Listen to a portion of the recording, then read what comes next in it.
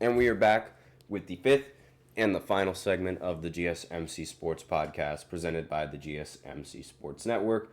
And in this final segment, we're going to be doing a little recap of all of the games that went down in yesterday for the NBA. I didn't do predictions for these games, I don't think. And so I don't really have a, prediction to fall back on, in these podcast segments. So you're just going to have to take my word for whether or not I picked these teams to win or whether or not I did not pick these teams to win. So, at least, not that I remember. I mean, let me know in the comments if I did one of those for this week. I don't think I did. I do not remember doing predictions for these games that were coming up later today. No, I did not. Yeah, I didn't. I would have had them written down. But anyways, let's go right ahead and get into this final segment. So the Warriors, they ended up playing the Atlanta Hawks in this matchup. The Warriors, they've been an incredibly solid team, and I completely expected them to win in this matchup. They just destroyed the Hawks 120-97. Ridiculous game coming in from Golden State, and Dyson Daniels, for once in his, in his NBA career, he ended the game without a steal. It's very rare that we see Dyson Daniels not record a steal in this game. He's a defensive monster, but no one on the Hawks really played nearly as well as they should have to win this game. Trae Young, he ended with 12 points and 11 assists. Zachary Rasacher, he ended with 12 points, and he did shoot 4 for 10, but again, very, very mediocre. Bogdanovic, he ended up shooting 2 for 14, and was really, really bad for the team in this one. Trae Young was also really inefficient, 4 for 12, 1 for 6 from 3.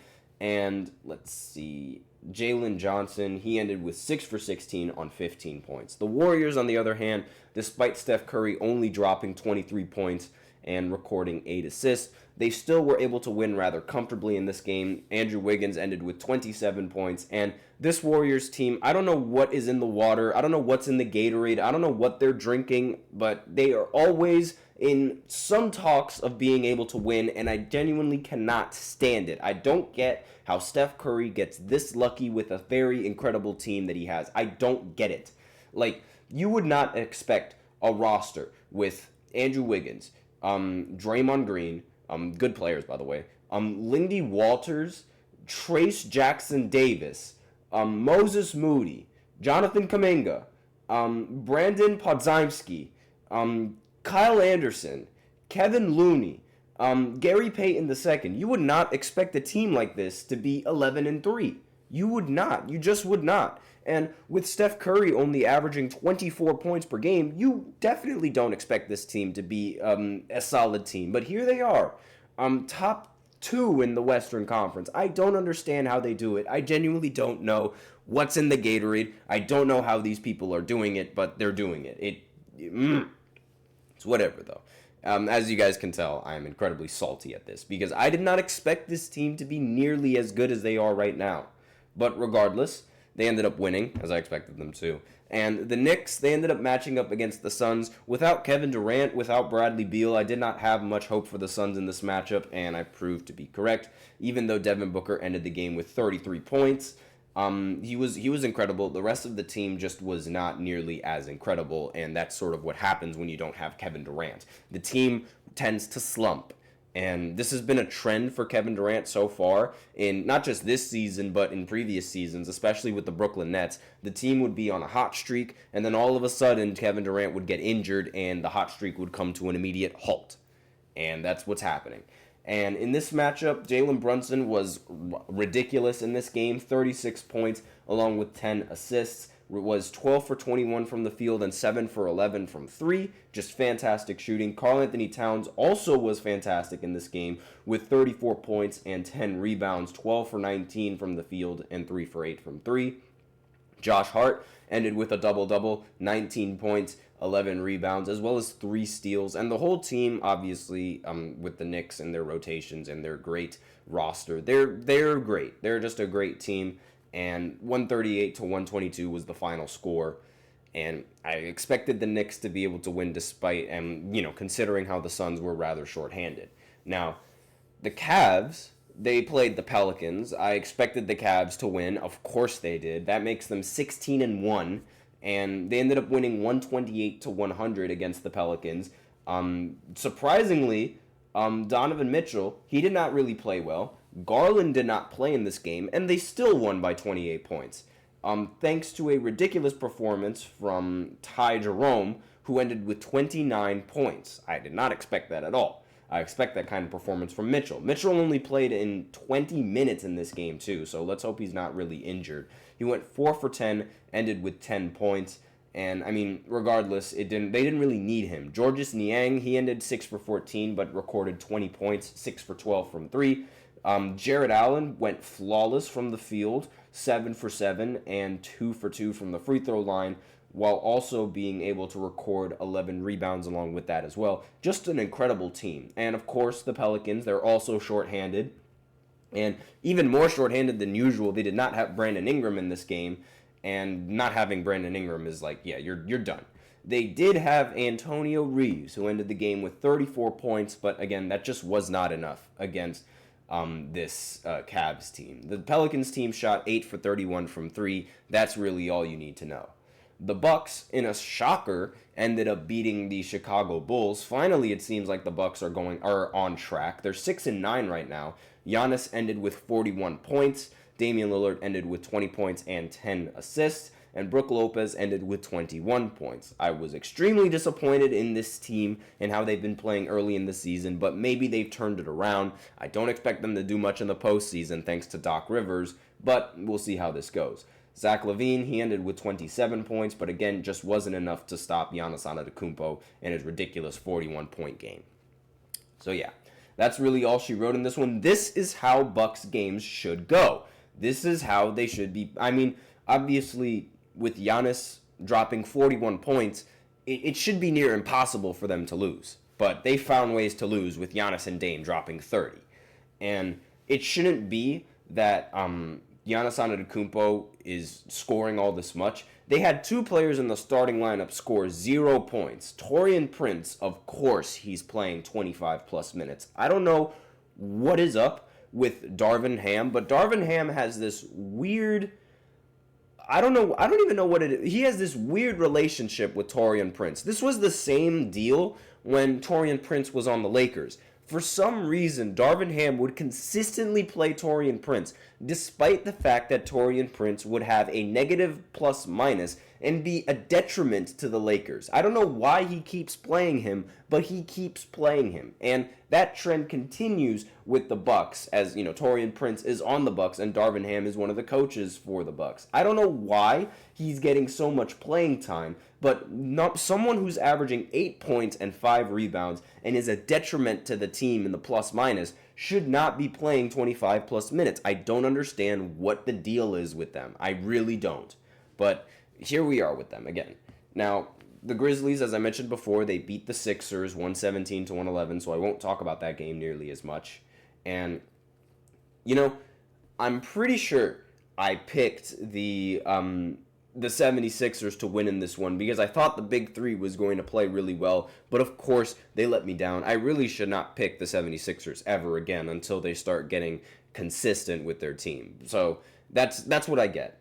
And so I'm not really going to talk about this game much because, again, I already recapped it more or less. I mean, we all know Paul George left the game with an injury. Joel Embiid had 35. Tyrese Maxey did not really play well in this game. I didn't talk about much on the Grizzlies side, so I might as well go ahead and do that. Obviously, we know the Grizzlies were also shorthanded without Ja Morant, but regardless, they were able to get solid production from Jaren Jackson Jr. as well as Desmond Bane. Jaren Jackson ended with 25 and Desmond Bane ended with 21, so not really much that needs to be said. The Thunder, of course, they beat the Portland Trailblazers, despite the Thunder also being shorthanded and going with an incredibly small lineup where the tallest player is SGA. This game was never really in doubt. SGA ended with 28 points with 3 steals as well. Jalen Williams ended with 30 points and 8 assists along with 7 rebounds. And that was really all she wrote in this game. The three-point shooting on the Thunder wasn't all that great, 9 for 31, but they still were able to win by 10 points. And the Blazers, they shot 15 for 38, but still they just did not have nearly a dominant score like the Thunder did in this game with, Jalen Williams with 30 and SGA with 28. The Rockets, they ended up playing the Pacers. The Rockets have been surprisingly good this for the start of this season. And as you guys know, I'm not a big fan of the Pacers. I think a team that lacks defense is an incredibly weak team, especially come postseason time. And Houston ended up proving that, right? They ended up winning 130 to 113. The Pacers' offense just has not been rolling nearly as effectively as it was before. A large part of that is because of, shockingly, Tyrese Halliburton, who ended the game with only 4 points and 11 assists despite playing 30 minutes. So he also went 1 for 7 from the field. And you guys still think he's better than Trae Young? I don't think so. And Trae Young did not play well either, but he did play a lot better than this. But again, they had Pascal Siakam, who ended with 21. They also had Quentin Jackson, who ended with 24. But again, the Rockets, they had a lot of firepower on offense, especially with Sengun dropping 31 and 12 and toying with Miles Turner in this game. Jabari Smith Jr. ended with 23 points, and that was really all she wrote when you have both of those players when you have this team having 102 possessions and 102 shot attempts. That's a very difficult team to beat because sometimes those shots are going to end up falling. And then finally, the Clippers, they matched up against the Orlando Magic. I thought that the Magic were going to be able to make this game a little bit more competitive, but they did not. The Clippers ended up winning 104 to 93. James Harden had 24 points. And let's see, Amir Coffey, he ended the game with 18 points. Zubac, he ended the game with 17 points and 12 rebounds. And, I mean, really, this team, addition by subtraction, they also did not have Norman Powell in this lineup, and they still were able to beat them. So, not having Norman Powell, not having James Harden, Kawhi Leonard, and they were still able to beat the Magic that did not have Paolo Banchero. So, it was a pretty even matchup, in my opinion. The Magic, they went 8 for 35 from 3, so not really an ideal shooting percentage for them. Meanwhile, the Clippers went 11 for 22 on 50%. So that's really all she wrote in this game. And now we're going to go ahead into our predictions as we end off this fifth segment. So there's only going to be 4 games today, of course, because there's Thursday night football. Everyone's going to be tuning into football a little bit more than they're going to be tuning into basketball. And the Lakers, they're going to play the Magic. The Lakers are now the hottest team in the NBA right now. They have the biggest win streak in the NBA right now, and they're third in the Western Conference. Of course they are. I mean, JJ Redick. No one really expected JJ Redick to be this good as a coach. I knew he was going to be a solid coach. I mean, just if you hear him talk basketball, you know he knows his stuff. And this really just shows how bad Darvin Ham was. I'm going to say this every single time the Lakers win games and every single time the Lakers prove to be a competent team. And now with Dalton Knecht proving that he is a fantastic player, an above average rookie player, I guess you could say, because I don't want to jump the gun a little bit too much, but again, that performance against the Jazz was amazing. And he played really well against the Pelicans as well. And in the few days earlier before that game. And he's been really solid overall. So I think that a lot of teams are going to regret sleeping on him and not picking him up because he was drafted only at 17th overall in the first round, which is incredible how he fell to the Lakers. But it was a match made in heaven because JJ Redick, we all know JJ Redick's game. He was a straight-up shooter. Shooter shoot. He knows how to coach a shooter, and I think this is one of the best coaches for Dalton Knecht. And let's see. Yeah. So since Wednesday, November 6th, they ended up losing to the Grizzlies, but afterwards they won against the 76ers, they won against the Raptors, they won against the Grizzlies, they won against the Spurs, they won against the Pelicans, and they won against the Jazz. That is a 6-game winning streak, and I think it's going to turn to 7 after this matchup at home against the Orlando Magic. But we'll see how that goes. Next, the Pistons, they're going to play the Hornets. I'm actually going to pick Detroit in this matchup for the first time in forever. The Pistons, they are much better this season than they were in the last 2 years, and I somewhat think that they're going to have a little bit of an advantage in this matchup. Now, the Hornets, they do play at home, but I think the Pistons, I think they got this one. Now, The Timberwolves, they're going up against the Raptors. I think the Timberwolves are going to beat the Raptors in this one.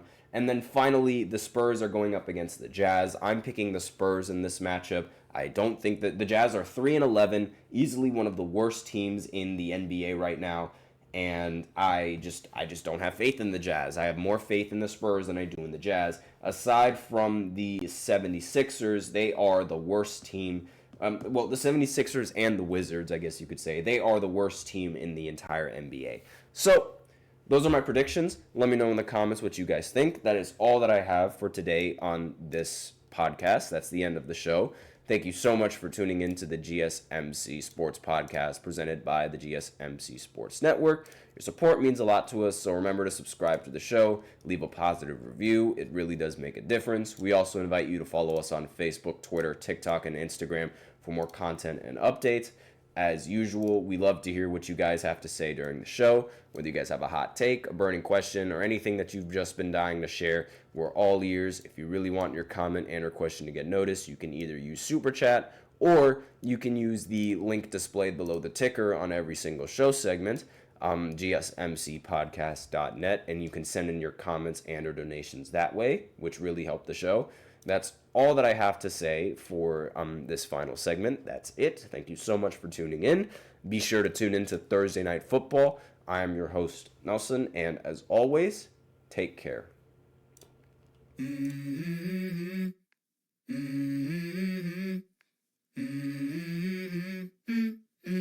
Let's go.